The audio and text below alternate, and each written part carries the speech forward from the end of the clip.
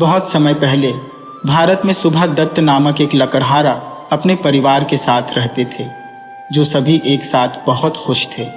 पिता हर दिन अपने घर के पास जंगल में लकड़ी की आपूर्ति प्राप्त करने के लिए जाता था, जिसे वह अपने पड़ोसियों को बेचता था, जिससे वह काफ़ी कमाता था और अपनी पत्नी और बच्चों को वह सब देता था जिसकी उन्हें ज़रूरत थी। कभी कभी वह अपने 3 लड़कों को अपने साथ ले जाता था और फिर एक विशेष उपचार के रूप में उसकी 2 छोटी लड़कियों को साथ साथ घूमने की अनुमति दी गई थी। लड़कों को खुद के लिए लकड़ी काटने की अनुमति देने की लालसा थी और उनके पिता ने उन्हें बताया कि जैसे ही वे बूढ़े हो जाएंगे वह उनमें से प्रत्येक को अपनी खुद की कुल्हाड़ी देगा। सुभा दत्ता के साथ लंबे समय तक सब ठीक रहा।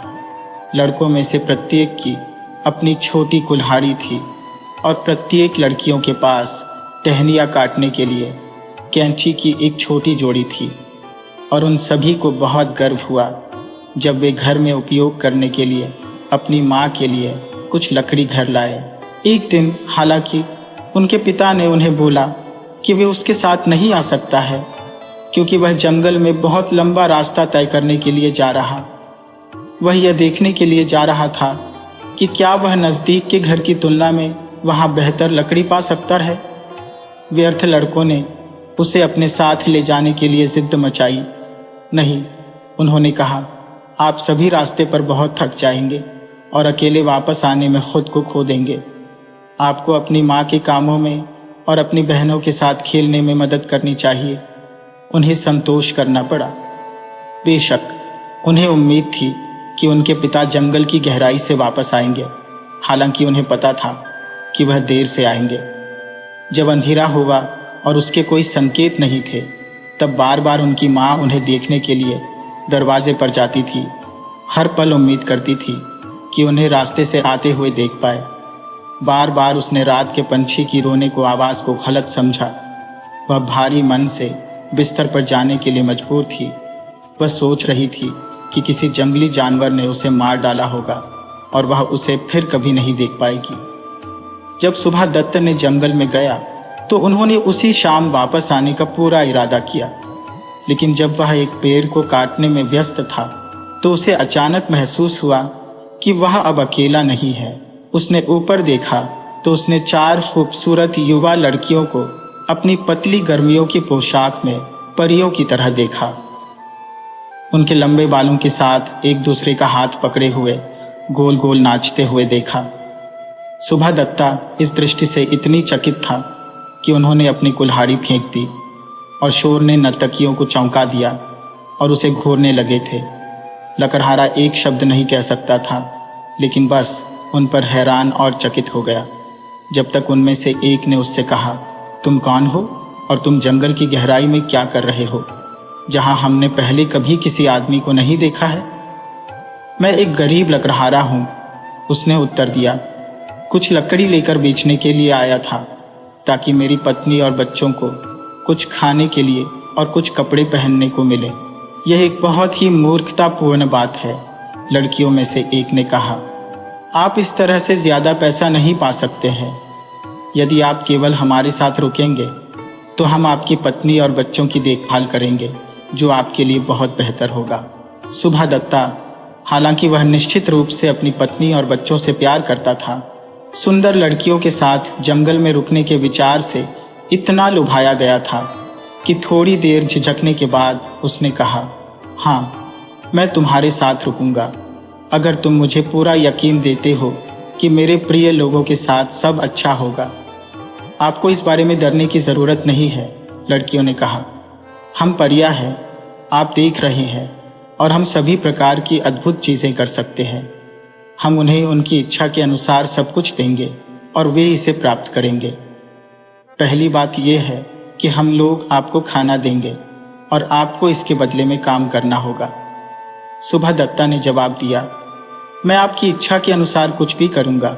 ठीक है, समाज शोधन को दूर करना शुरू करें और फिर हम सभी एक साथ बैठकर भोजन करेंगे। सुभा दत्ता बहुत खुश था कि उन्हें जो करने के लिए कहा गया वह इतना आसान था। वह एक पेड़ से एक शाखा काटकर शुरू हुआ और इसके साथ वह भोजन कक्ष में जो कुछ था उसे देखने गया।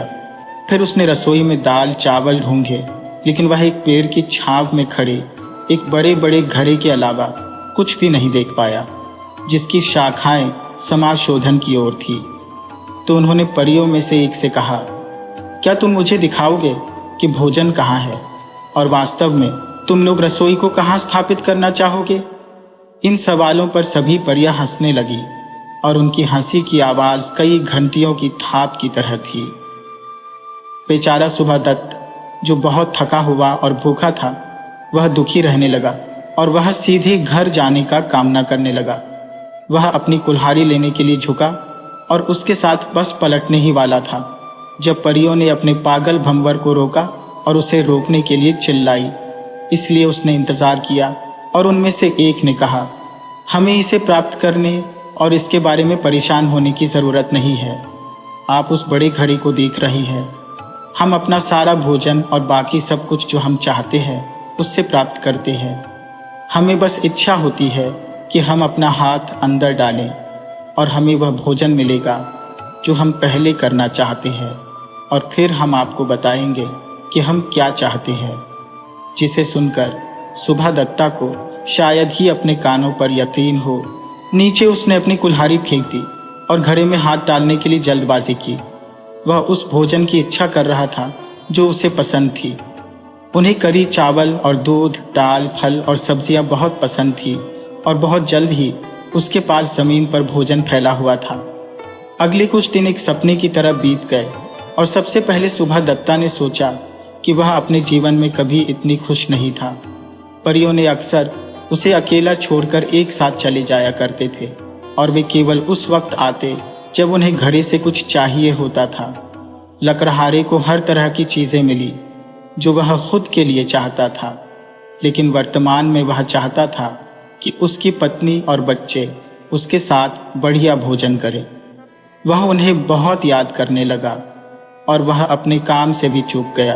कभी कभी उसे लगता था कि जब परियां दूर होंगी तो वह जंगल से निकल जाएगा, लेकिन जब उसने घड़े को देखा तो वह उसे छोड़ने के बारे में नहीं सोच सका। जल्द ही सुबह दत्ता अपने बीवी और बच्चों के बारे में सोचने के बाद अच्छी तरह से सो नहीं पाता था। मान लीजिए कि जब उसके पास खाने के लिए बहुत कुछ हुआ करता है तब वे भूखे सोते होंगे। यह भी उसके दिमाग में आया कि वह परियों को चुरा सकता है और परियों को अपने साथ घर ले जा सकता है, लेकिन उसने ऐसा करने की पूरी हिम्मत नहीं की थी। यहाँ तक कि जब सुंदर लड़कियों की दृष्टि पड़ेगी और उन्हें जब यह महसूस होगा तो वे भयानक तरीके से दंडित करने में सक्षम होंगे।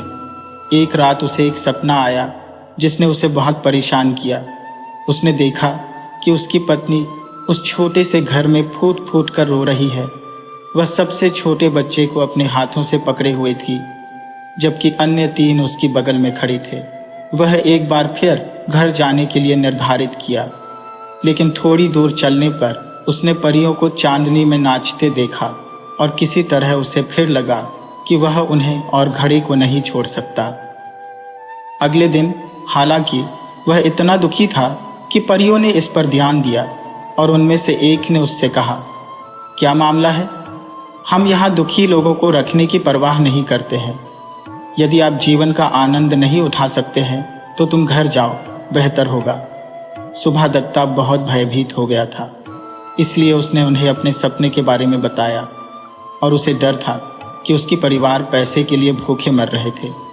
उनके बारे में चिंता मत करो, उत्तर था। हम आपकी पत्नी को बताएंगे कि आप क्यों दूर रहते हैं। जब वह सो रही होंगी तो हम उसके कान में फुसफुसाएंगे और वह आपकी खुशी के बारे में सोचकर बहुत खुश होगी। बाकी तुम अपनी परेशानियों को भूल जाओ। सुबह दत्ता परियों की सहानुभूति से बहुत खुश था। वह कुछ समय के लिए उनके साथ रुकने का फैसला किया। वह बेचैन महसूस कर रहा था, लेकिन पूरे समय सुखद रूप से बीता और घड़ा उसके लिए एक दैनिक खुशी थी।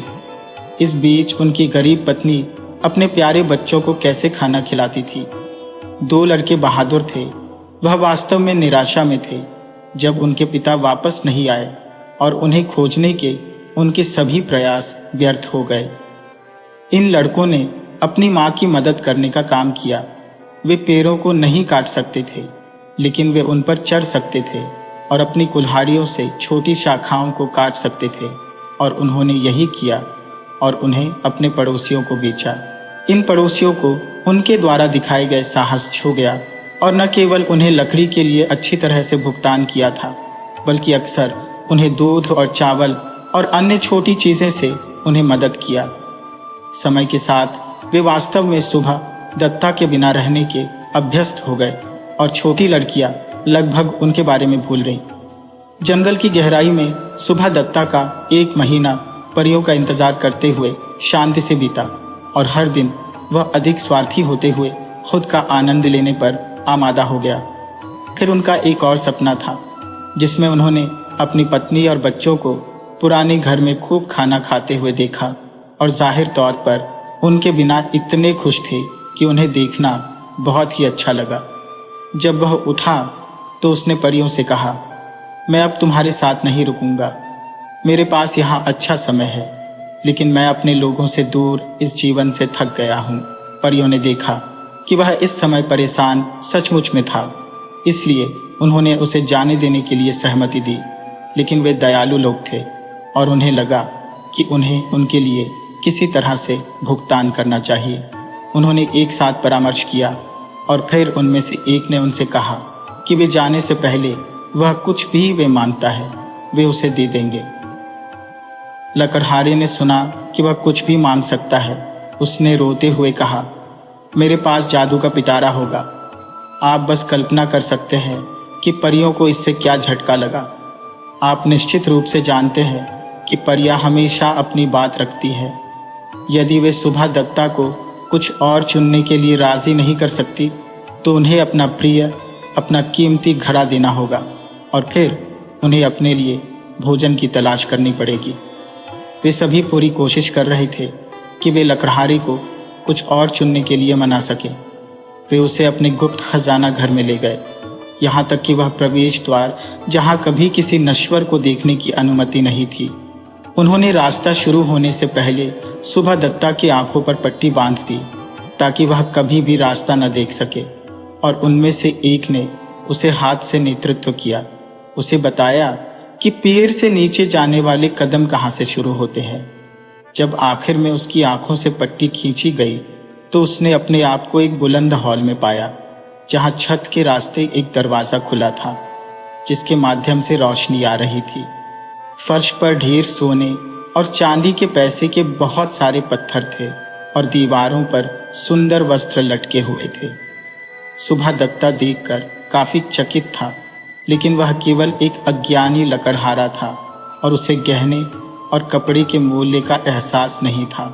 इसलिए जब परियों ने उससे कहा, तुम यहाँ कुछ भी चुनो और हमें अपना घड़ा रखने दो, उसने अपना सिर हिलाया और कहा, नहीं नहीं नहीं, मेरे पास घड़ा होगा।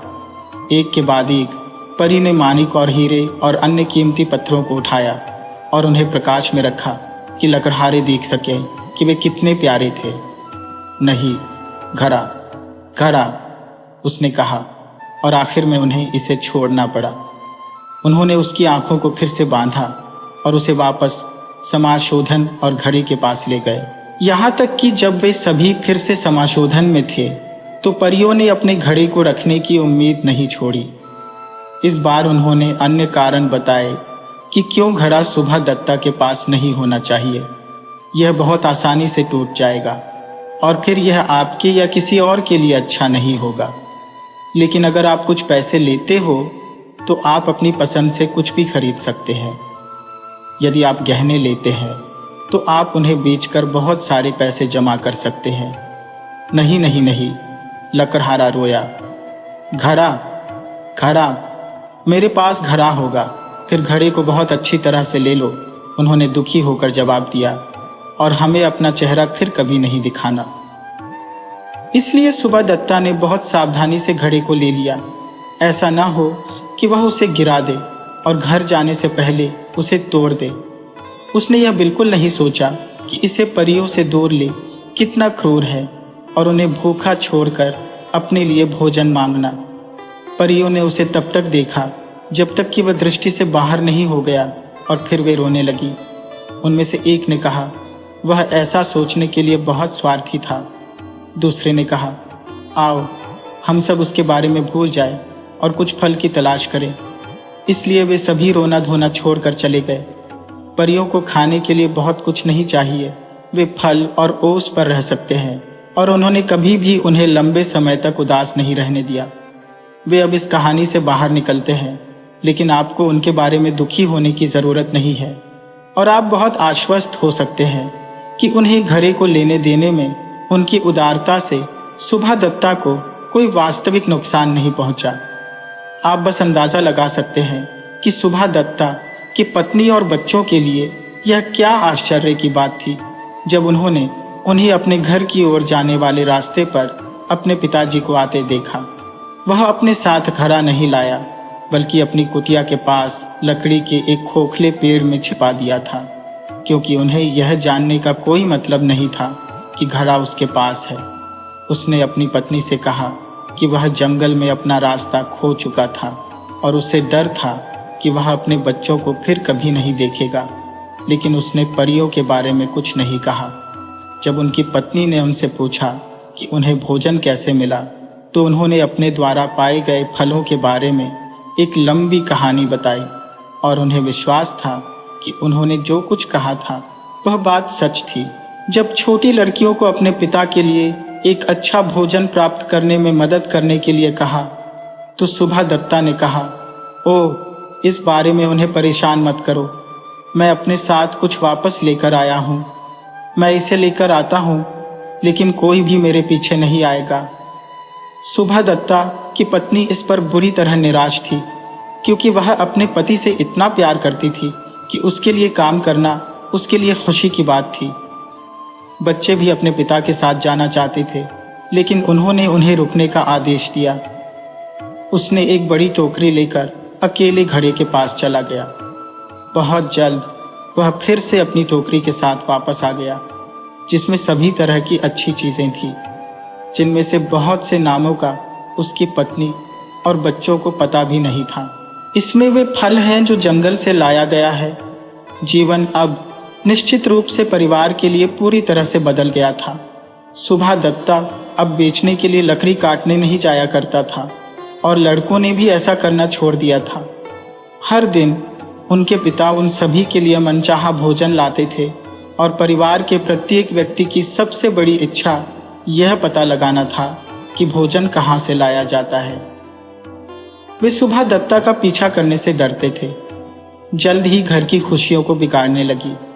जिन बच्चों के पास अब एक दूसरे से झगड़ा करने के लिए कुछ नहीं था, उनकी मां दुखी हो गई, और आखिर में सुभा दत्ता यह बताने का फैसला किया, क्योंकि जब तक वह उसे यह नहीं बताएगा कि खाना कहाँ से आया, उसकी पत्नी उससे दूर चली जाती और अपनी छोटी लड़कियों को अपने साथ ले जाती।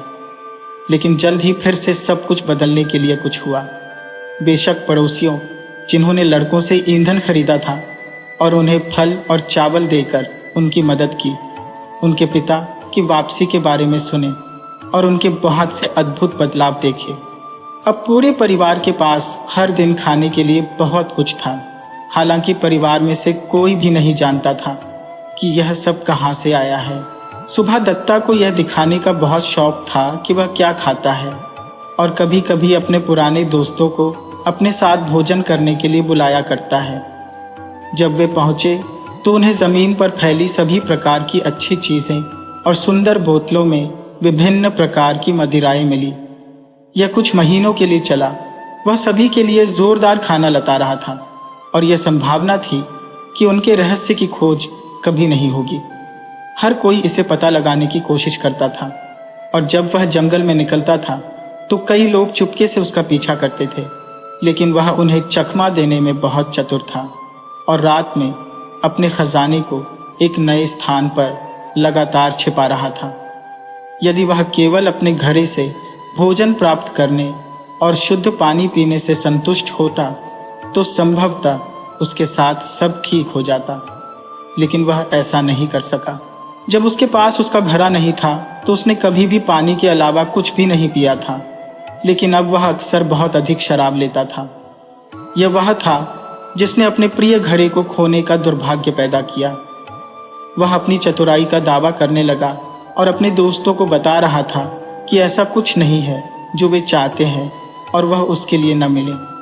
एक दिन उसने उन्हें एक बहुत ही शानदार दावत दी जिसमें कई दुर्लभ प्रकार के भोजन थे जो उन्होंने मांगे थे, और उन्होंने बहुत अधिक शराब पी ली थी, इतना कि उन्हें पता नहीं था कि वे क्या कह रहे थे। यही वह मौका था जो उसके मेहमान चाहते थे। उन्होंने उसे चिढ़ाना शुरू कर दिया, ये बताते हुए कि उन्हें विश्वास है कि वह वास्तव में एक दुष्ट लुटेरा है जिसने धन चुरा लिया था। वह क्रोधित हो गया और अंत में उन सभी को अपने साथ आने के लिए कहा और वह उन्हें दिखाया कि वह कोई डाकू नहीं था। जब उसकी पत्नी ने यह सुना तो वह यह सोचकर आधी खुश हो गई कि अब आखिर में यह रहस्य सामने आ जाएगा कि भोजन कहाँ से आ रहा था, और आधा जरी थी कि कुछ भयानक होगा। बच्चे भी बहुत उत्साहित थे और पार्टी के बाकी सदस्यों के साथ चले गए जिन्होंने अपने पिता का अनुसरण किया। जब वे सभी उस जगह के पास पहुंच गए, हालांकि कुछ विचार सुबह दत्ता के सिर में आने लगे कि वह बहुत ही मूर्खतापूर्ण काम कर रहा है। वह अचानक रुक गया, उसके पीछे चल रही भीड़ को कहा कि अब एक कदम भी आगे नहीं बढ़ेगा जब तक वह झोपड़ी में से वापस नहीं आता। उसकी पत्नी ने उससे विनती की और कही कि कम से कम अपने साथ हमें जाने दो, और लेकिन वह माना नहीं और सभी को वापस जाना पड़ा। वह अपनी पुष्टि के लिए सभी को देखता रहा जब तक वे उसकी दृष्टि से दूर नहीं हो गए। जब लकड़हारे को पूरा यकीन हुआ कि हर कोई जा चुका है और कोई भी यह नहीं देख सकता है कि उसने घड़े को कहाँ छिपाया है, वह घड़े को उस छेद से बाहर निकला और उसे सावधानी से अपने घर ले गया।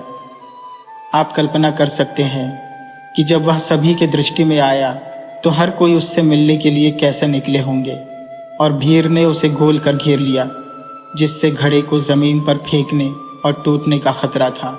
सुबह दत्ता हालांकि किसी भी दुर्घटना के बिना झोपड़ी में जाने में कामयाब रहा, और फिर वह घड़े से चीज़ों को बाहर निकालने और उन्हें ज़मीन पर फेंकते हुए चिल्लाने लगा, क्या मैं एक डाकू हूँ?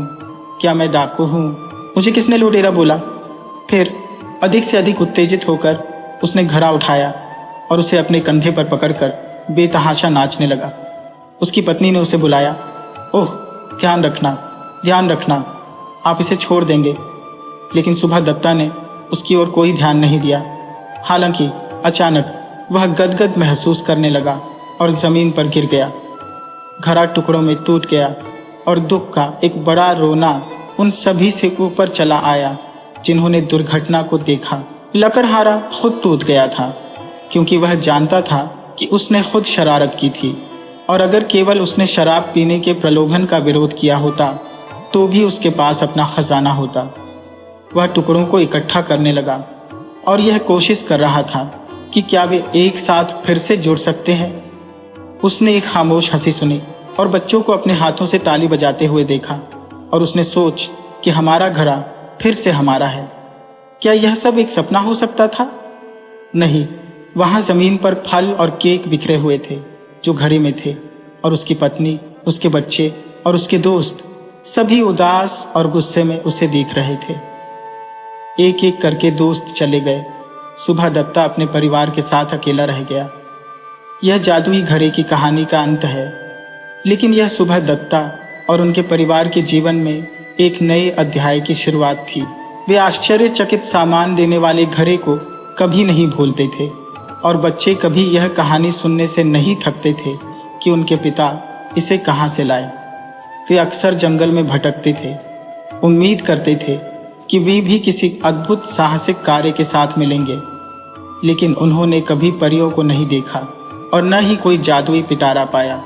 धीमी गति से लकड़ी काटने वाले अपने पुराने तरीकों पर लौट आए, लेकिन उसने एक सबक सीखा था। उसने फिर कभी भी किसी बात को अपनी पत्नी से राज नहीं रखा, क्योंकि उसे लगा कि अगर उसने घर आने पर उसे घड़े के बारे में सच्चाई बताई होती तो उसने उसे अनमोल खजाने को बचाने में मदद की होती। एक बारात लंदौर बाजार रोड के साथ साथ अपने रास्ते पर घूम रही थी। सबसे पहले ढोल, तुरही और झांझ की गूंज के साथ बैंड आया। उसके बाद सड़क पर गाते व नाचते हुए दूल्हे के मित्र और उसके बाद सफ़ेद टट्टू पर बैठा दूल्हा स्वयं आया, जो विवाह की पोशाक में बहुत ही सजीला और सुंदर लग रहा था। वे वधू के घर, जहां समारोह होना था, और साक्षी निराश थी कि वह वधू को न हो देख सकी, क्योंकि वह जानना चाहती थी कि वह कैसी दिखती थी और उसने क्या पहना था। शशि, अनिल, मधु और विजय जावेद खान की दुकान की सीढ़ियों पर बैठे हुए बारात का गुजरना देख रहे थे। जल्दी ही कमल भी उनमें शामिल हो गया, जो वैवाहिक अतिथियों के पीछे टहलता हुआ यहाँ आया था। वहां बाहर ठंड में क्यों बैठे हो? अपनी मंद रोशनी वाली दुकान के अंदर से जावेद खान ने कहा। अंदर आ जाओ और आग के पास बैठो। मैं तुम्हें एक सबसे असाधारण शादी का एक किस्सा सुनाऊंगा, जो मेरी वादी में कई साल पहले हुई थी। बहुत बहुत पहले एक राजा था जिसके 7 पुत्र थे। वे सब के सब बहादुर, सुंदर और चतुर थे। वृद्ध राजा सबको बराबर प्यार करता था और राजकुमार एक सी पोशाक पहनते थे तथा उन्हें समान भत्ते मिलते थे। जब वे बड़े हुए तो उन्हें अलग अलग महल दिए गए, लेकिन महल एक जैसे बनाए गए थे और उनकी साज सज्जा भी एक जैसी की गई थी। और अगर तुमने एक महल देख लिया था तो समझो सारे महल देख लिए थे।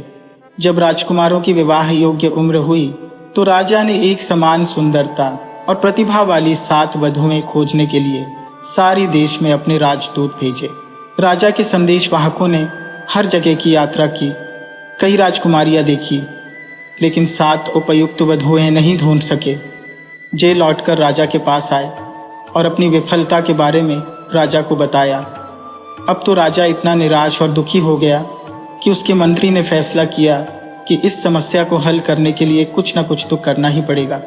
उसने कहा, महाराज, इतने मायूस न हो। निश्चय ही आपके 7 पुत्रों जैसी मुकम्मल 7 वधुएं खोजना असंभव है। हमें किस्मत पर भरोसा करना चाहिए और फिर शायद हमें सही वधुएं मिल जाएंगी। मंत्री ने एक योजना के बारे में सोचा था और राजकुमारों को इसके लिए सहमत कर लिया था। उनको किले की सबसे ऊंची बुर्ज पर ले जाया गया, जहां से पूरे शहर के साथ ही आसपास का ग्रामीण क्षेत्र भी दिखाई देता था। राजकुमारों के सामने 7 धनुष और 7 तीर रखे गए थे और उनसे जिस दिशा में वे चाहें उस दिशा में तीर छोड़ने के लिए कहा गया। प्रत्येक राजकुमार ने उस लड़की से विवाह करने की सहमति दी थी जिसके घर पर उसका तीर जाकर गिरेगा, चाहे वह किसी राजकुमार की लड़की हो या किसी किसान की। राजकुमारों ने धनुष उठाए और अलग अलग दिशाओं में तीर छोड़े। सबसे छोटे राजकुमार को छोड़कर सभी राजकुमारों के तीर प्रसिद्ध और अत्यंत प्रतिष्ठित परिवारों के घरों पर जाकर गिरे थे, लेकिन सबसे छोटे राजकुमार द्वारा छोड़ा गया तीर शहर की सीमा से बाहर चला गया था और दृष्टि से ओझल हो गया था। नौकर तीर की तलाश में सभी दिशाओं में दौड़ पड़े और एक लंबी खोज के बाद उसे एक बहुत बड़े बरगद के पेड़ की शाखा में गड़ा हुआ पाया गया, जिसके ऊपर एक बंदरिया बैठी थी। एक बंदरिया? बच्चों ने आश्चर्य से कहा। क्या राजकुमार ने बंदरिया से शादी की? अनिल ने पूछा। जावेद खान ने जवाब नहीं दिया, लेकिन हुक्के का एक लंबा ताजगी देने वाला कश खींचा और अपने श्रोताओं के ध्यान केंद्रण के दबने का इंतजार करने लगा। जावेद खान ने किस्सा जारी रखते हुए कहा, राजा को बहुत पछतावा हुआ जब उसे पता चला कि उसके सबसे छोटे राजकुमार के तीर ने ऐसा दुर्भाग्यशाली निशाना लगाया है। राजा और उसके दरबारी एवं मंत्रियों ने एक त्वरित बैठक की और फैसला किया कि सबसे छोटे राजकुमार को तीर के साथ एक और अवसर दिया जाना चाहिए।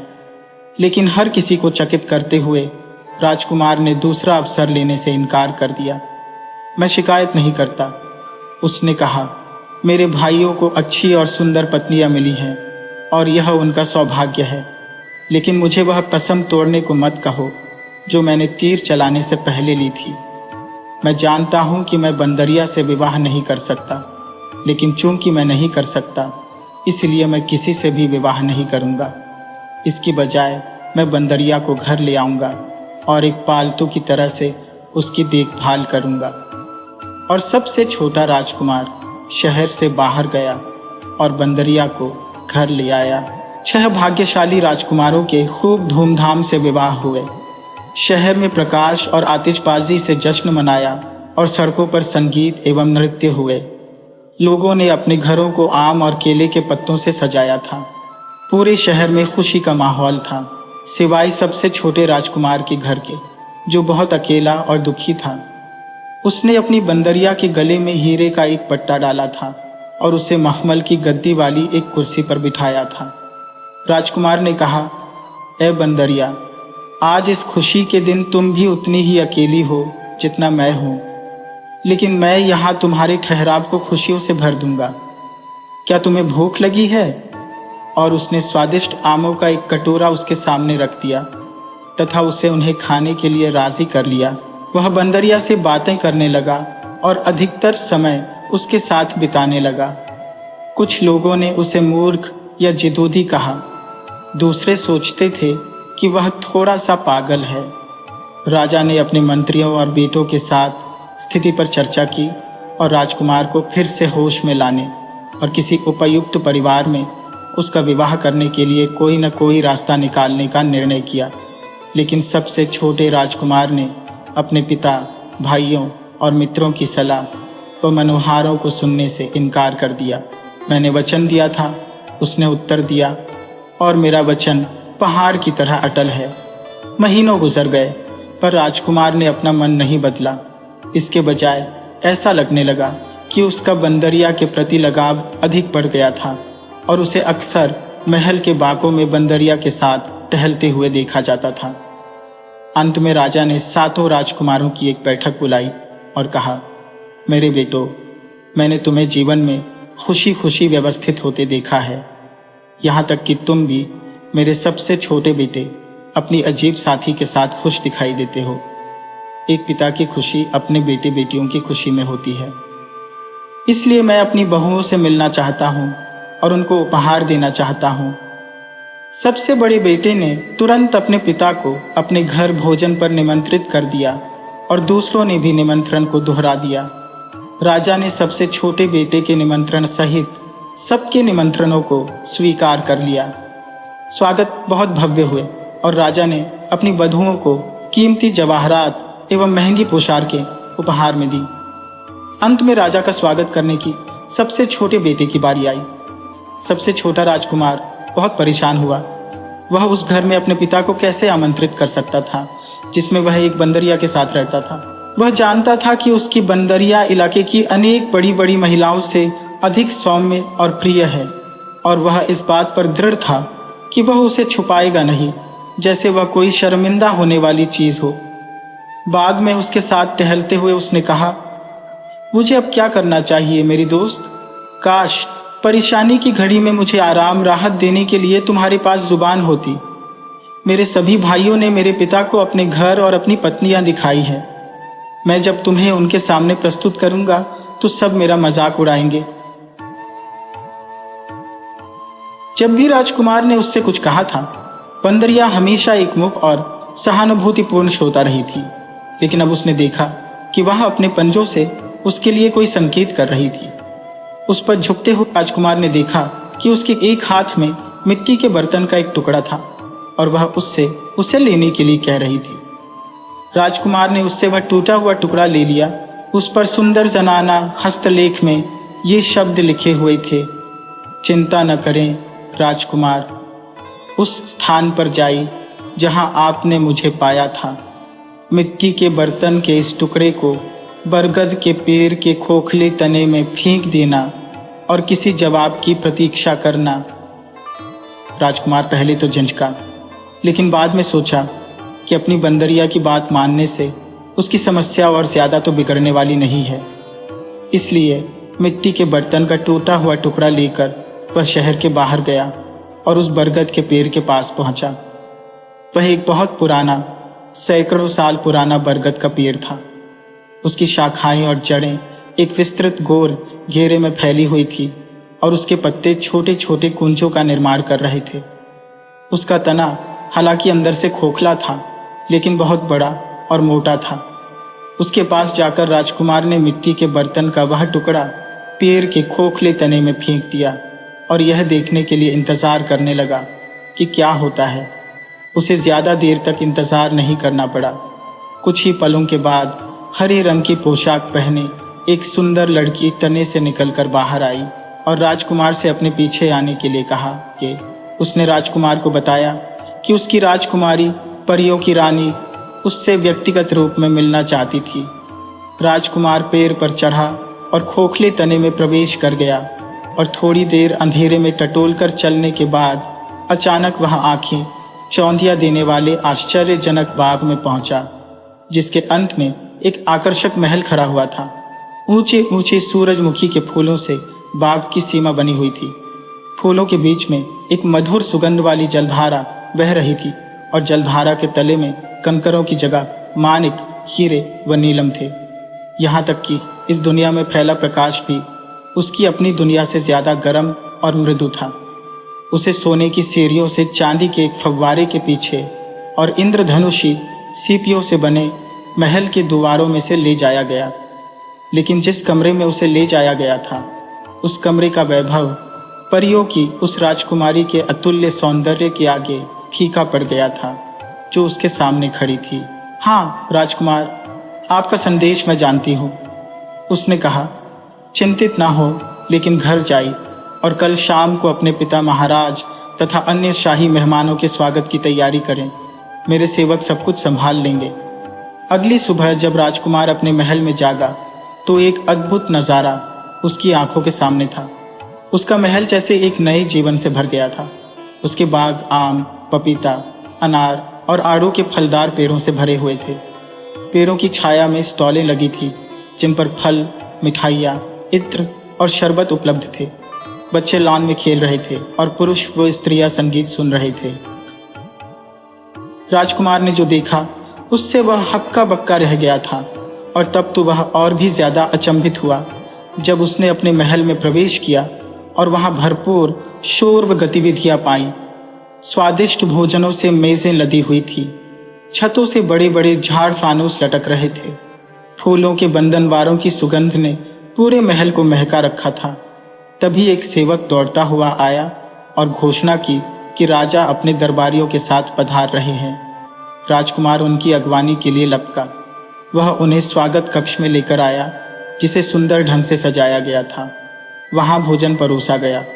उसके बाद हर किसी ने राजकुमार द्वारा चुनी गई साथी को देखने पर जोर दिया।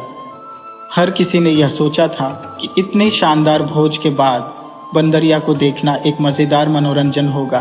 राजकुमार उनके अनुरोध को टाल नहीं सका और उदास मन से बंदरिया की तलाश में अपने कमरे में गया। उसे उस उपहास से डर लग रहा था जिसका उसे सामना करना था।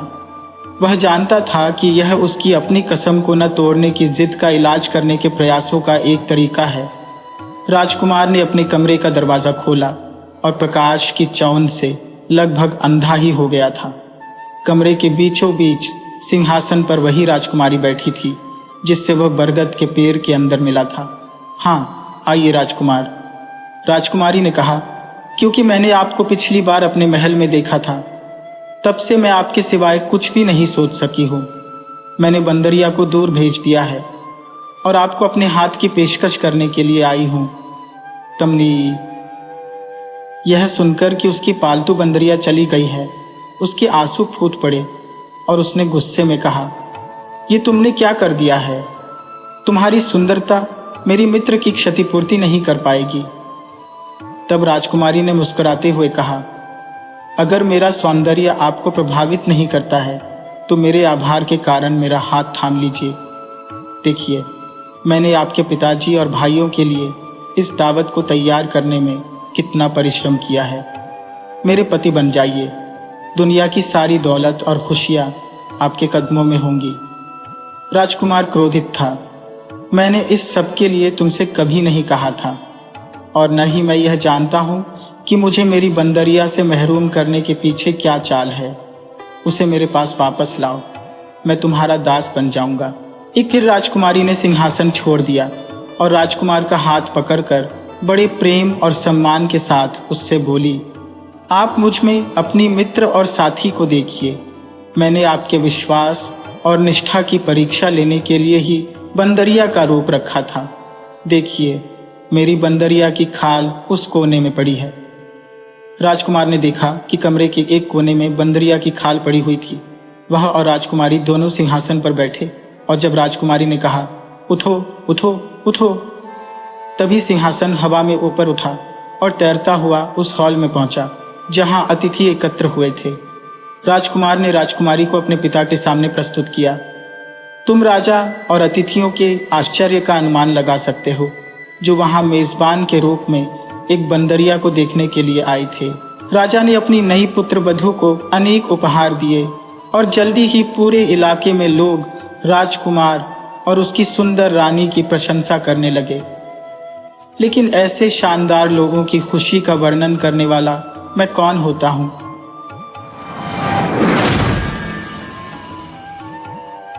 एक गांव में जॉन और नैल नाम के पति पत्नी रहते थे। दोनों अपने जीवन में बहुत खुश थे। उन्हें बस एक ही कमी थी कि उनकी कोई संतान नहीं थी। नैल हर समय संतान की चाह में दुखी रहती थी। ऐसे में जॉन उसको दिलासा देता कि एक दिन भगवान उनकी ये कामना अवश्य पूरी करेगा। जॉन और नैल के घर के पास एक सुंदर बगीचा था। उस बगीचे के बीचों बीच एक दुष्ट बूढ़ी जादूगरनी हेल्गा का घर था। नैल अक्सर अपने घर की खिड़की से उस बगीचे में खिले सुंदर फूलों को निहारा करती थी। एक दिन नैल को पता चला कि वह गर्भवती है।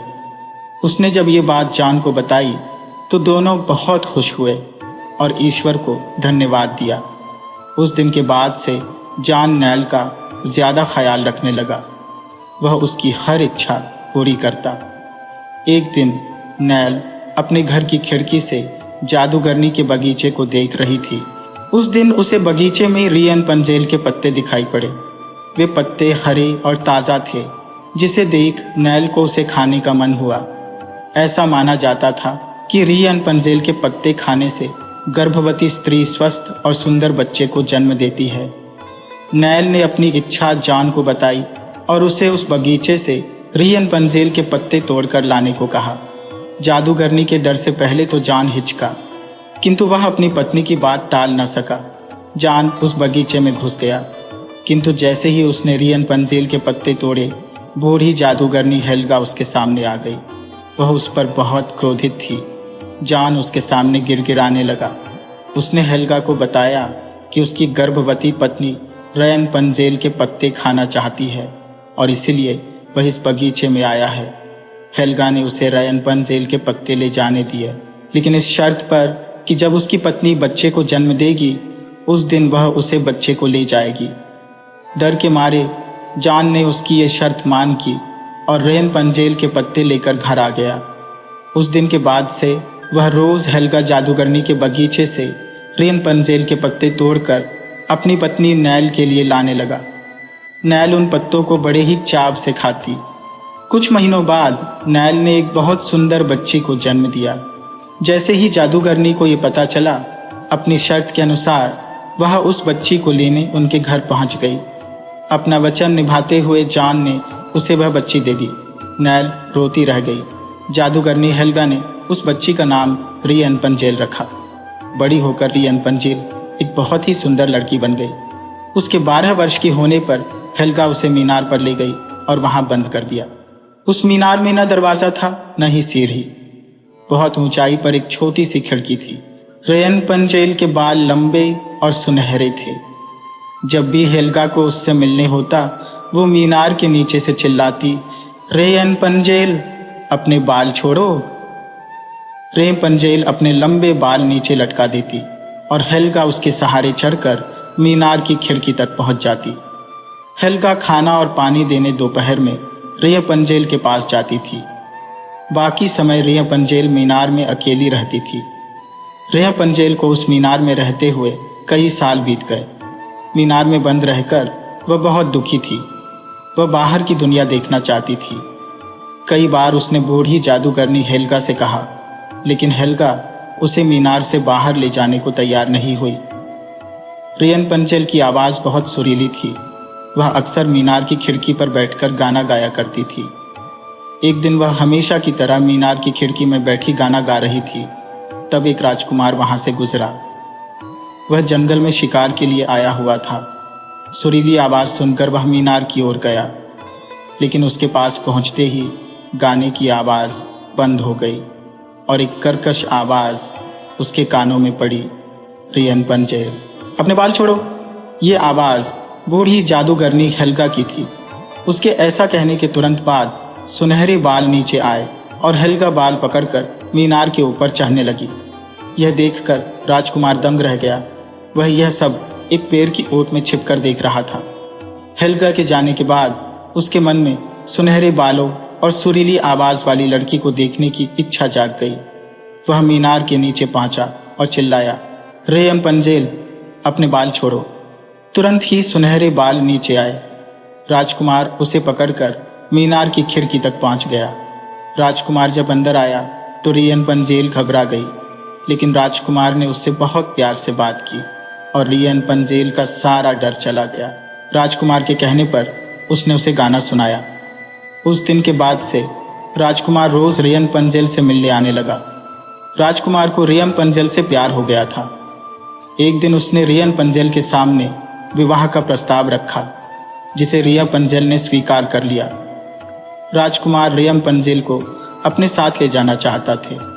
उसने रियन पंजेल से मीनार से बाहर निकलने का रास्ता पूछा तो रियन पंजेल बोली, मुझे नहीं पता। जादूगरनी हेल्गा मेरे बालों के सहारे ही यहाँ आती है। दोनों वहां से निकलने का उपाय सोचने लगे। तब रियन पंजेल ने राजकुमार से कहा कि वह उसके लिए रेशम के धागे लेकर आए, जिससे वो यहाँ से नीचे उतरने के लिए सीढ़ी बना लेगी। तब से राजकुमार रोज रेशम के धागे लाने लगा और रियन पंजेल उससे सीढ़ियां बुनने लगी। इस बीच रियन पंजेल गर्भवती हो गई। अब वह जल्द से जल्द उस मीनार की कैद से बाहर निकलना चाहती थी। एक दिन रियन पंजेल को खाना देकर जाने के बाद बूढ़ी जादूगरनी हेल्गा फिर से वापस लौट आई और उसने राजकुमार को मीनार पर चढ़ते हुए देखा लिया। रियन पंजेल के धोखे से वह क्रोधित हो गई। अगले दिन जब खाना देने वह रियन पंजेल के पास आई तो उसने उसके बाल काट दिए और उसे रेगिस्तान में छोड़ दिया। शाम को रोज की तरह राजकुमार रियन पंजेल से मिलने आया और मीनार के नीचे से चिल्लाया, रियन पंजेल, बाल छोड़ो। जादूगरनी हेल्गा ने रियन पंजेल के बाल नीचे लटका दिए। राजकुमार जब उसे पकड़कर मीनार पर पहुंचा तो बूढ़ी जादूगरनी हेल्गा को देखकर चौंक गया। उसके पूछा, रियन पंजेल कहाँ है? हेल्गा बोली, अब वो तुम्हें कभी नहीं मिलेगी, और राजकुमार को मीनार से धक्का दे दिया। राजकुमार कंटीली झाड़ियों पर गिरा, जिसके कांटे उसकी दोनों आंख में चुभ गए और उसे दिखाई देना बंद हो गया। वह इधर उधर भटकने लगा। ऐसे ही कई साल बीत गए। एक दिन भटकते भटकते वह उसी रेगिस्तान पहुंच गया जहां बूढ़ी जादूगरनी ने रियन पंजेल को छोड़ा था। वहां उसे गाने की सुरीली आवाज सुनाई पड़ी। वह उस आवाज को पहचान गया। वो रियन पंजेल की आवाज थी। वह आवाज की दिशा में चिल्लाते हुए दौड़ने लगा, रियन पंजेल, रियन पंजेल। रियन पंजेल ने भी राजकुमार को देख लिया। दोनों की मुलाकात हुई। राजकुमार की हालत पर रियन पंजेल को रोना आ गया। उसके आंसू जब राजकुमार की आंखों में गिरे तो राजकुमार की आंखें ठीक हो गईं। बूढ़ी जादूगरनी के द्वारा रेगिस्तान में छोड़े जाने के कुछ महीने बाद रियन पंजेल ने एक लड़का और एक लड़की को जन्म दिया था। राजकुमार से मिलने के बाद उनका परिवार एक हो गया। वे राजकुमार के महल आ गए और वहां खुशी से रहने लगे।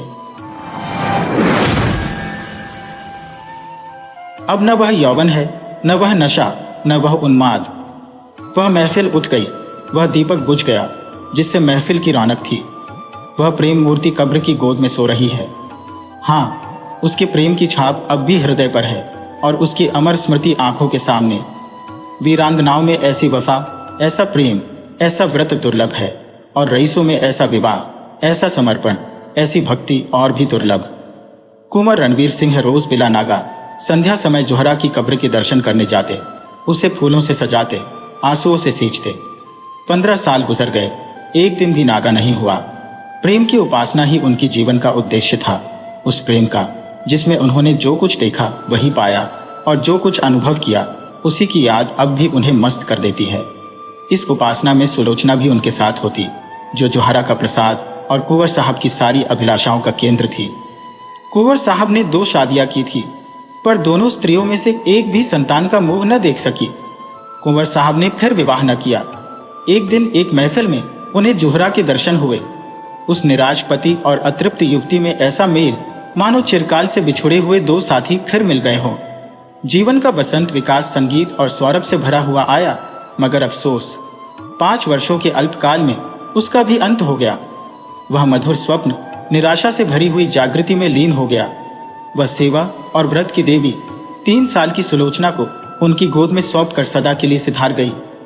कुंवर साहब ने इस प्रेमादेश का इतने अनुराग से पालन किया कि देखने वालों को आश्चर्य होता था। कितने ही तो उन्हें पागल समझते थे। सुलोचना ही की नींद सोते, उसी की नींद जागते, खुद पढ़ाते, उसके साथ सैर करते, इतनी एकाग्रता के साथ जैसे कोई विधवा अपने अनाथ बच्चे को पाले। 135।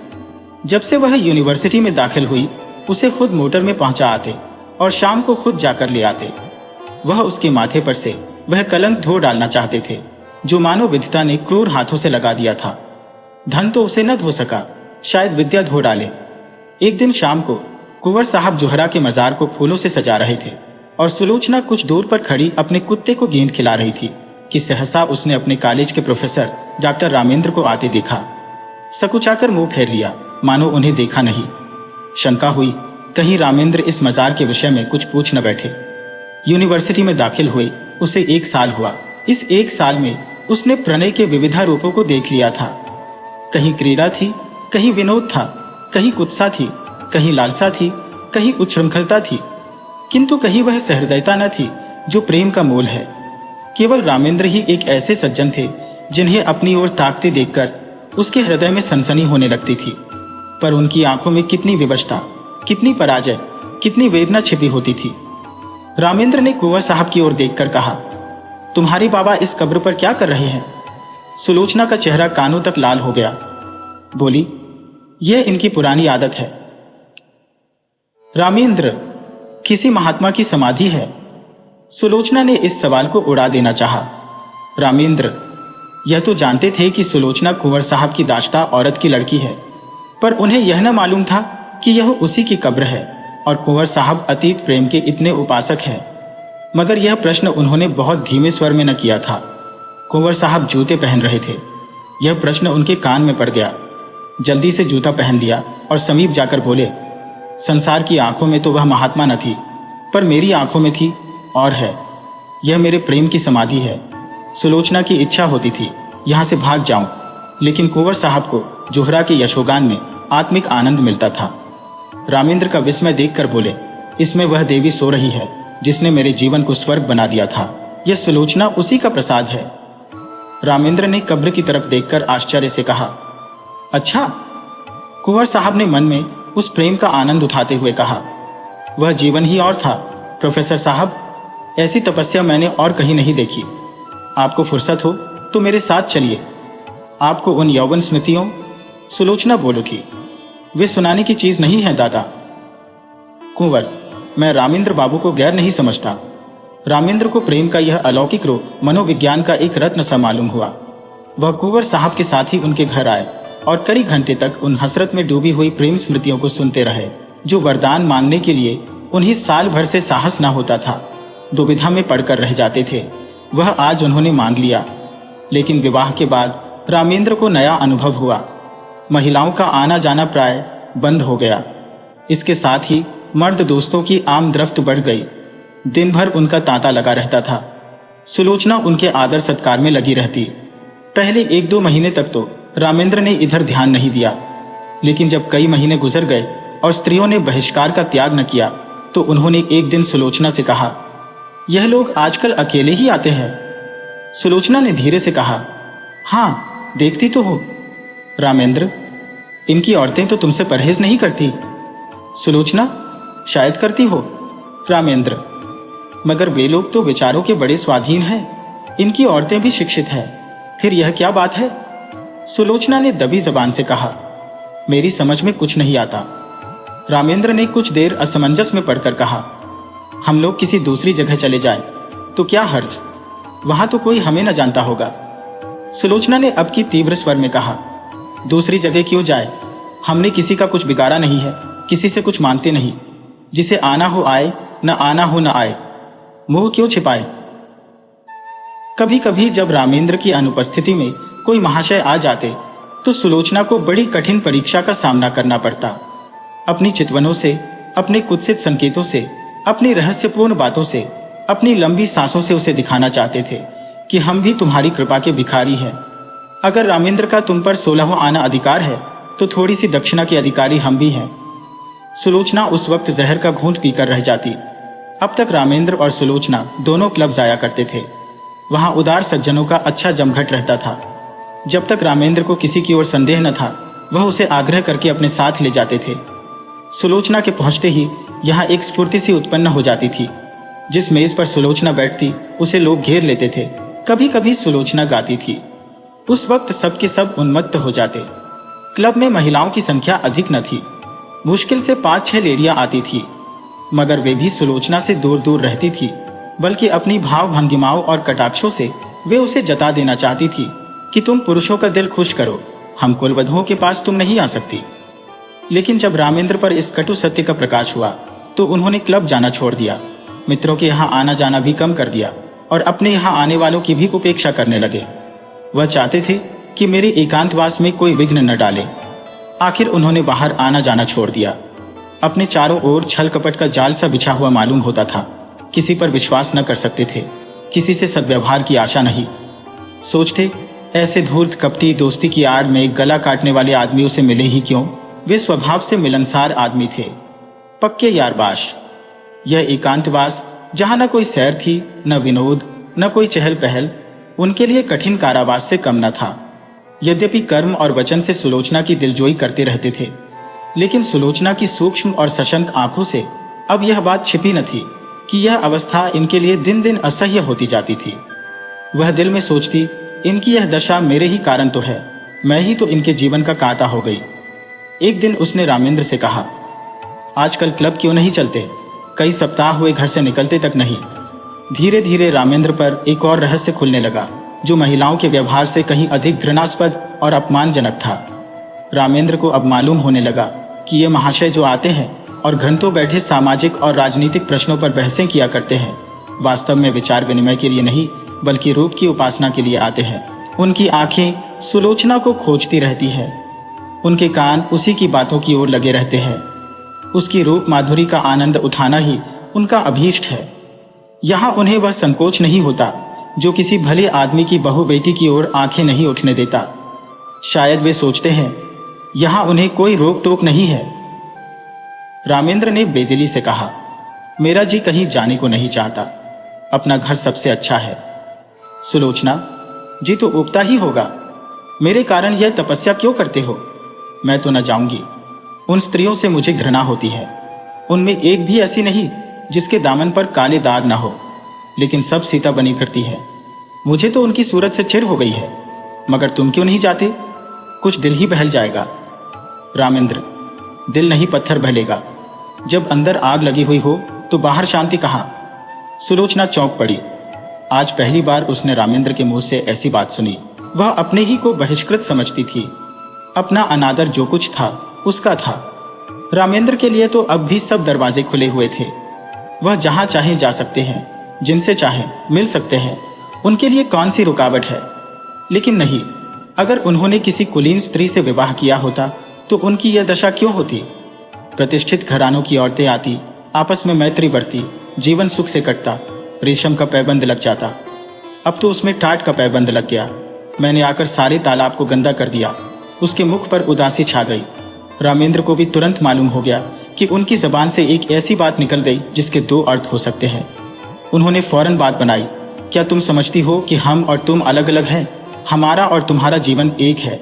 जहां तुम्हारा आदर नहीं वहां मैं कैसे जा सकता हूं? फिर मुझे भी समाज के इन रंगे सियारों से घृणा हो रही है। मैं इन सबों के कच्चे चिट्ठे जानता हूं। पद या उपाधि या धन से किसी की आत्मा शुद्ध नहीं हो जाती। जो ये लोग करते हैं वह अगर कोई नीचे दर्जे का आदमी करता उसे कहीं मुंह दिखाने की हिम्मत ना होती। मगर यह लोग अपनी सारी बुराइयां उदारतावाद के पर्दे में छिपाते हैं। इन लोगों से दूर रहना ही अच्छा। सुलोचना का चित्त शांत हो गया। दूसरे साल सुलोचना की गोद में एक चाँद सी बालिका का उदय हुआ। उसका नाम रखा गया शोभा। कुंवर साहब का स्वास्थ्य इन दिनों कुछ अच्छा न था। मंसूरी गए थे। यह खबर पाते ही रामेंद्र को तार दिया कि जच्चा और बच्चा को लेकर यहाँ आ जाओ। लेकिन रामेंद्र इस अवसर पर न जाना चाहते थे। अपने मित्रों की सज्जनता और उदारता की अंतिम परीक्षा लेने का इससे अच्छा और कौन सा अवसर हो सकता था। सलाह हुई एक शानदार दावत दी जाए। प्रोग्राम में संगीत भी शामिल था।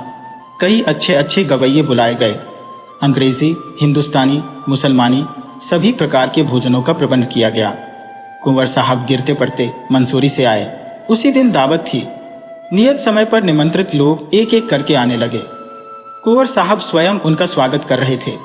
खां साहब आए, मिर्जा साहब आए, मीर साहब आए, मगर पंडित जी और बाबूजी और लाला साहब और चौधरी साहब और कक्कड़, मेहरा और चोपड़ा, कौल और हुक्कू, श्रीवास्तव और खरे किसी का पता न था। यह सभी लोग होटलों में सब कुछ खाते थे, अंडे और शराब उड़ाते थे। इस विषय में किसी तरह का विवेक या विचार न करते थे। फिर आज क्यों तशरीफ नहीं लाए? इसलिए नहीं कि छूत छात का विचार था, बल्कि इसलिए कि वह अपनी उपस्थिति को इस विवाह के समर्थन की सनद समझते थे और वह सनद देने की उनकी इच्छा न थी। 10 बजे रात तक कुंवर साहब फाटक पर खड़े रहे। जब उस वक्त तक कोई न आया तो कुंवर साहब ने आकर रामेंद्र से कहा, अब लोगों का इंतजार फजूल है, मुसलमानों को खिला दो और बाकी सामान गरीबों को दिला दो।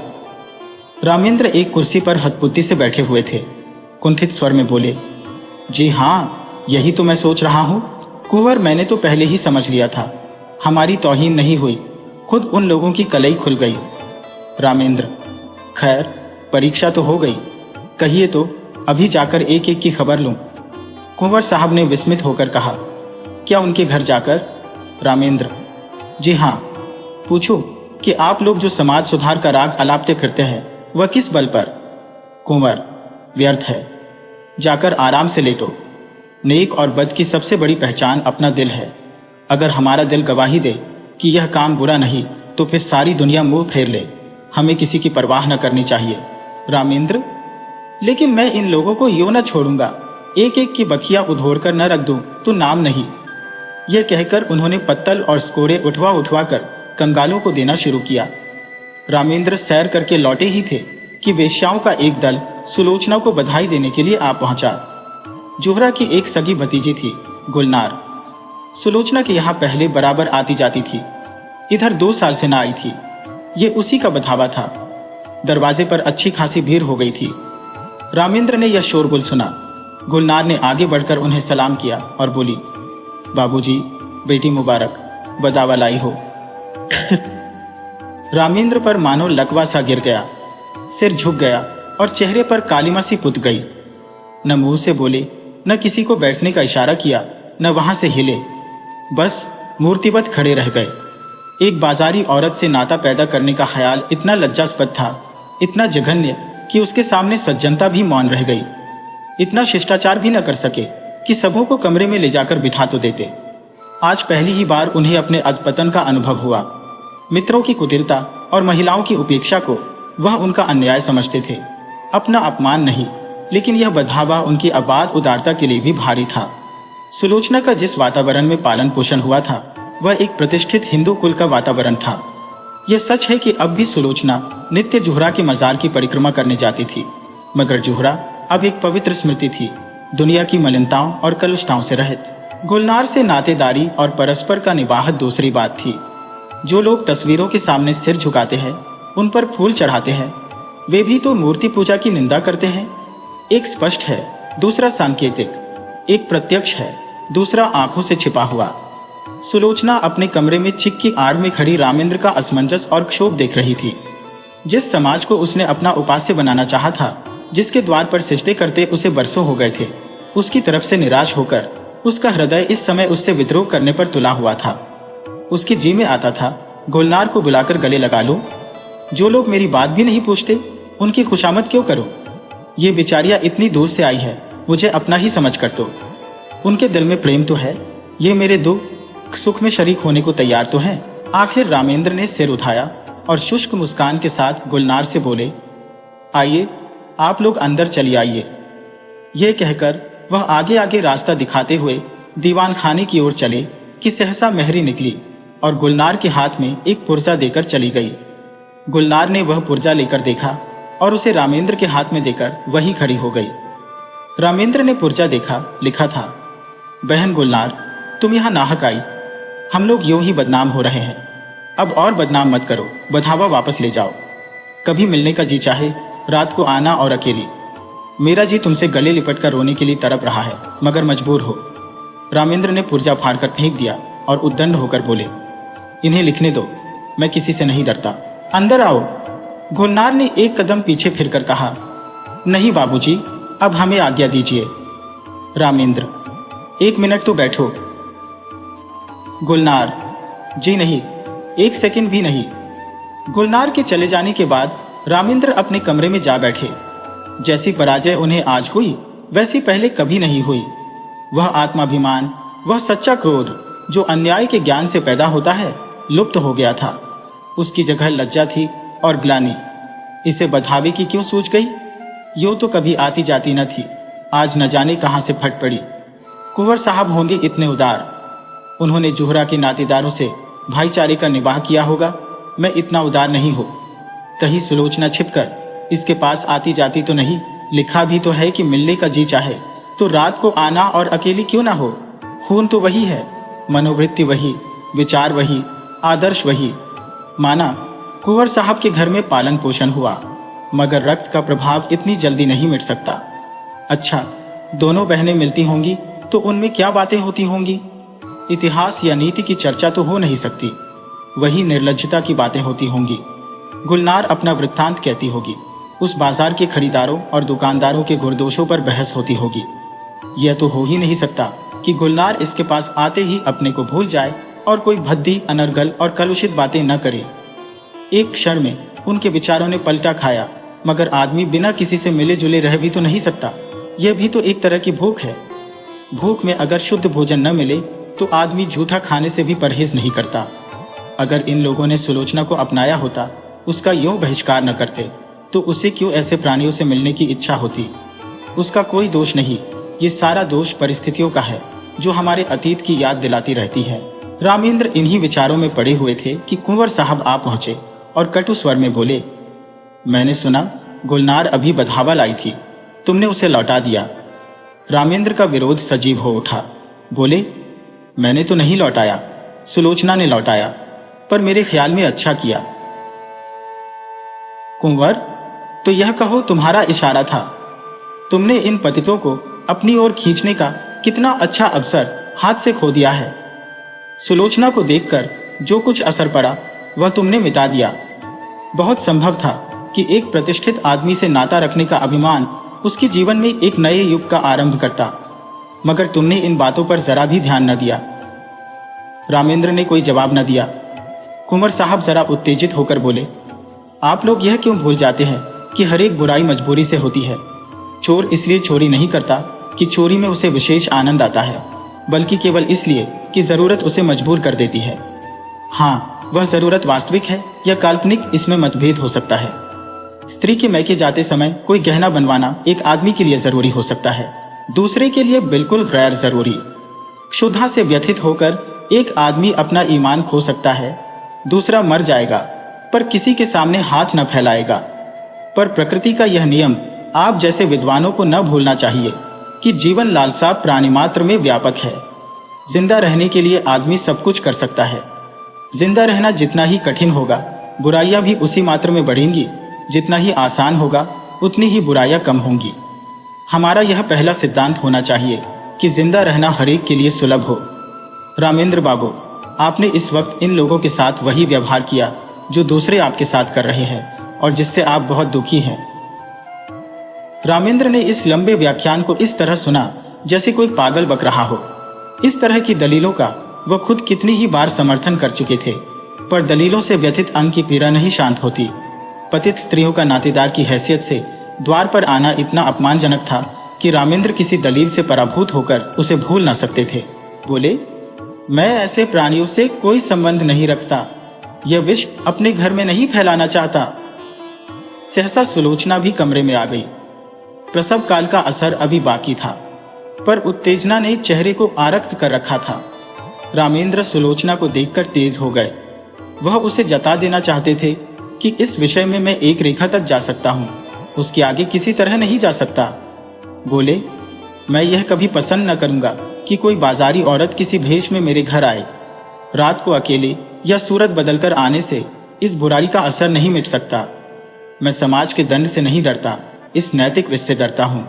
सुलोचना अपने विचार में मर्यादा रक्षा के लिए काफी आत्मसमर्पण कर चुकी थी। उसकी आत्मा ने अभी तक उसे क्षमा न किया था। तीव्र स्वर में बोली, क्या तुम चाहते हो कि मैं इस कैद में अकेले जान दे दूं? कोई तो हो जिससे आदमी हंसे।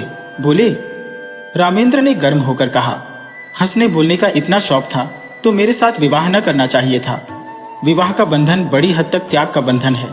जब तक संसार में इस विधान का राज्य है और स्त्री कुल मर्यादा की रक्षक समझी जाती है, उस वक्त तक कोई मर्द ये स्वीकार न करेगा कि उसकी पत्नी बुरे आचरण के प्राणियों से किसी प्रकार का संसर्ग रखे। ठीक। कुंवर साहब समझ गए कि इस वाद विवाद से रामेंद्र और भी जिद पकड़ लेंगे और मुख्य विषय लुप्त हो जाएगा, इसलिए नम्र स्वर में बोले, लेकिन बेटा, यह क्यों ख्याल करते हो कि ऊंचे दर्जे की पढ़ी लिखी स्त्री दूसरों के प्रभाव में आ जाएगी, अपना प्रभाव न डालेगी? रामेंद्र, इस विषय में शिक्षा पर मेरा विश्वास नहीं। शिक्षा ऐसी कितनी बातों को मानती है जो रीति नीति और परंपरा की दृष्टि से त्याज्य है। अगर पांव फिसल जाए तो हम उसे काट कर फेंक नहीं देते, पर मैं इसके सामने सिर झुकाने को तैयार नहीं हूं। मैं स्पष्ट कह देना चाहता हूं कि मेरे साथ रहकर पुराने संबंधों का त्याग करना पड़ेगा। इतना ही नहीं, मन को ऐसा बना लेना पड़ेगा कि ऐसे लोगों से उसे खुद घृणा हो। हमें इस तरह अपना संस्कार करना पड़ेगा कि समाज अपने अन्याय पर लज्जित हो, न यह कि हमारे आचरण ऐसे भ्रष्ट हो जाए कि दूसरों की निगाह में यह तिरस्कार और चित्त का स्थान पा जाए। सुलोचना ने उद्दत होकर कहा, स्त्री इसके लिए मजबूर नहीं है कि वह आपकी आंखों से देखे और आपके कानों से सुने। उसे यह निश्चय करने का अधिकार है कि कौन सी चीज उसके हित की है, कौन सी नहीं। कुंवर साहब भयभीत होकर बोले, सिल्लो, तुम भूली जाती हो कि बातचीत में हमेशा मुलायम शब्दों का व्यवहार करना चाहिए। हम झगड़ा नहीं कर रहे हैं, केवल एक प्रश्न पर अपने अपने विचार प्रकट कर रहे हैं। सुलोचना ने निर्भीकता से कहा, जी नहीं, मेरे लिए बेड़ियां तैयार की जा रही है। मैं इन बेड़ियों को नहीं पहन सकती। मैं अपनी आत्मा को उतना ही स्वाधीन समझती हूँ जितना कोई मर्द समझता है। रामेंद्र ने अपनी कठोरता पर कुछ लज्जित होकर कहा, मैंने तुम्हारी आत्मा की स्वाधीनता को छीनने की कभी इच्छा नहीं की और न मैं इतना विचारहीन हो। शायद तुम भी इसका समर्थन करोगी, लेकिन क्या तुम्हें विपरीत मार्ग पर चलते देखो तो मैं तुम्हें समझा भी नहीं सकता। सुलोचना, उसी तरह जैसे मैं तुम्हें समझा सकती हो, तुम मुझे मजबूर नहीं कर सकते। रामेंद्र, मैं इसे नहीं मान सकता। सुलोचना, अगर मैं अपने किसी नातेदार से मिलने जाऊं तो आपकी इज्जत में बट्टा लगता है। क्या इसी तरह आप यह स्वीकार करेंगे कि आपका व्यभिचारियों से मिलना जुलना मेरी इज्जत में दाग लगाता है? रामेंद्र, हाँ, मैं मानता हूं। सुलोचना, आपका कोई व्यभिचारी भाई आ जाए तो आप उसे दरवाजे से भगा देंगे? रामेंद्र, तुम मुझे इसके लिए मजबूर नहीं कर सकती। सुलोचना, और आप मुझे मजबूर कर सकते हैं? बेशक। क्यों? इसीलिए कि मैं पुरुष हूं, इस छोटे से परिवार का मुख्य अंग हूं, इसीलिए कि तुम्हारे ही कारण मुझे। रामेंद्र कहते कहते रुक गए, पर सुलोचना उनके मुंह से निकलने वाले शब्दों को ताड़ गई। उसका चेहरा तमतमा उठा, मानो छाती में बर्छी सी लग गई। मन में ऐसा उद्वेग उठा कि किसी क्षण घर छोड़कर सारी दुनिया से नाता तोड़कर चली जाऊं और फिर इन्हें कभी मुंह न दिखाऊं। अगर इसी का नाम विवाह है कि किसी की मर्जी की गुलाम होकर रहो, अपमान सहन करो, तो ऐसे विवाह को दूर ही से सलाम है। वह तैश में आकर कमरे से निकलना चाहती थी कि कुंवर साहब ने लपक कर उसे पकड़ लिया और बोले, क्या करती हो बेटी, घर में जाओ, क्यों रोती हो? अभी तो मैं जीता हूं, तुम्हें क्या गम है? रामेंद्र बाबू ने कोई ऐसी बात नहीं कही और न कहना चाहते थे। फिर आपस की बातों का क्या बुरा मानना, किसी अवसर पर तुम भी जो जी में आए कह लेना।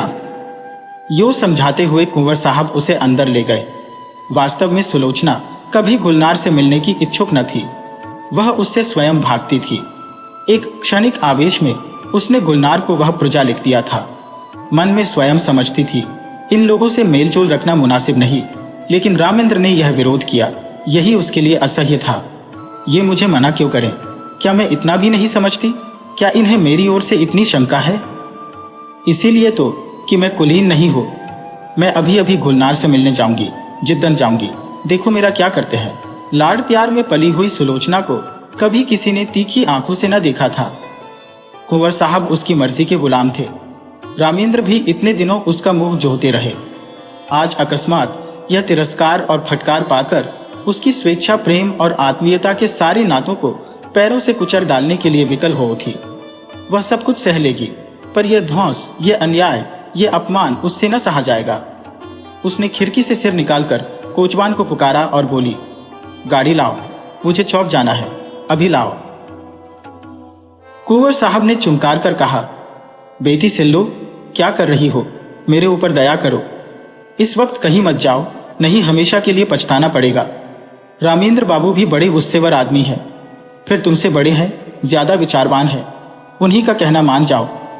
मैं तुमसे सच कहता हूं, तुम्हारी मां जब थी तो कई बार ऐसी नौबत आई कि मैंने उनसे कहा, घर से निकल जाओ, पर उस प्रेम की देवी ने कभी ड्योढ़ी के बाहर पांव नहीं निकाला। इस वक्त धैर्य से काम लो। मुझे विश्वास है जरा देर में रामेंद्र बाबू खुद लज्जित होकर तुम्हारे पास अपराध क्षमा कराने आएंगे। सहसा रामेंद्र ने आकर पूछा, गाड़ी क्यों मंगवाई, कहाँ जा रही हो? रामेंद्र का चेहरा इतना क्रोधोन्मत्त हो रहा था कि सुलोचना सहम उठी। दोनों आंखों से ज्वाला सी निकल रही थी, नथने फड़क रहे थे, पिंडलियां कांप रही थी। यह कहने की हिम्मत न पड़ी कि गुलनार के घर जाती हूँ। गुलनार का नाम सुनते ही शायद यह मेरी गर्दन पर सवार हो जाएंगे। इस भय से वह कांप उठी। आत्मरक्षा का भाव प्रबल हो गया। बोली, जरा अम्मा के मजार तक जाऊंगी। रामेंद्र ने दौड़कर कहा, कोई जरूरत नहीं वहां जाने की। सुलोचना ने कातर स्वर में कहा, क्यों, अम्मा के मजार तक जाने की भी रोक है? रामेंद्र ने उसी ध्वनि में कहा, हाँ। सुलोचना, तो फिर अपना घर संभालो, मैं जाती हूं। रामेंद्र, जाओ, तुम्हारे लिए क्या, यह न सही, दूसरा घर सही।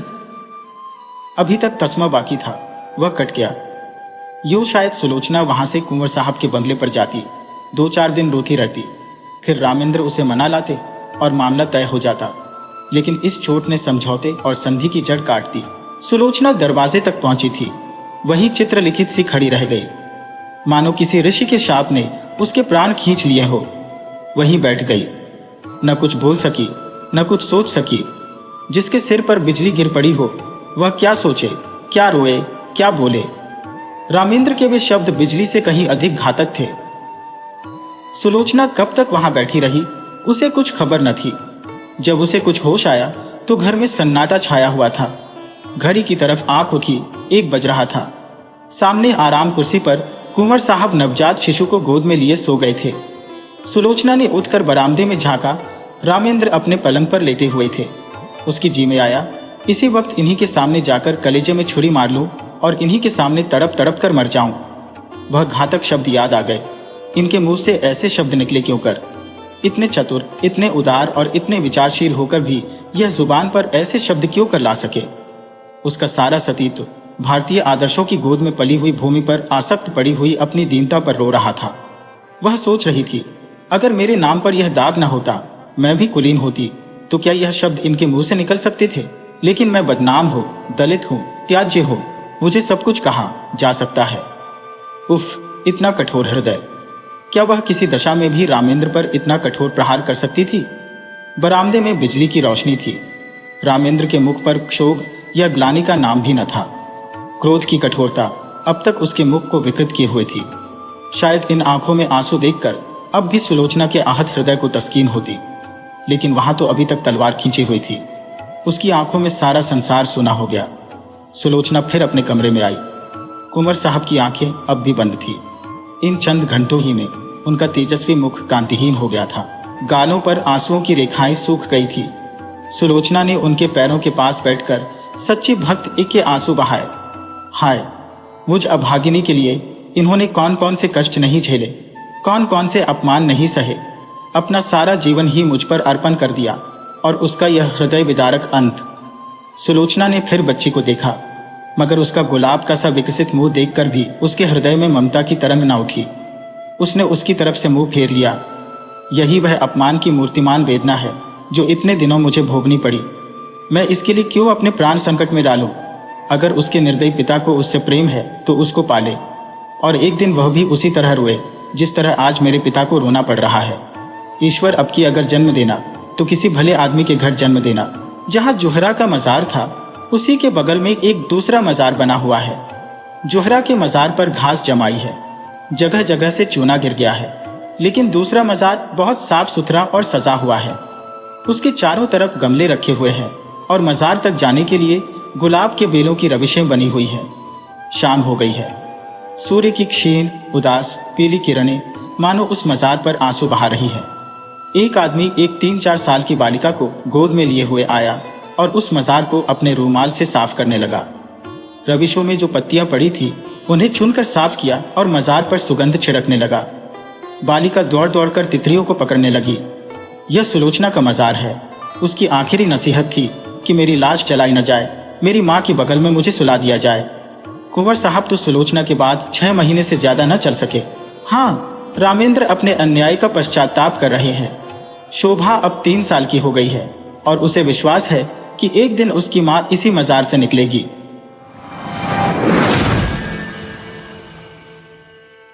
वीडियो अच्छी लगे हो तो इसे लाइक करें और ऐसी ही मज़ेदार कहानियों के लिए चैनल को सब्सक्राइब करें और बेल आइकन दबाएं। ज़्यादा से ज़्यादा अपने दोस्तों को शेयर करें। धन्यवाद।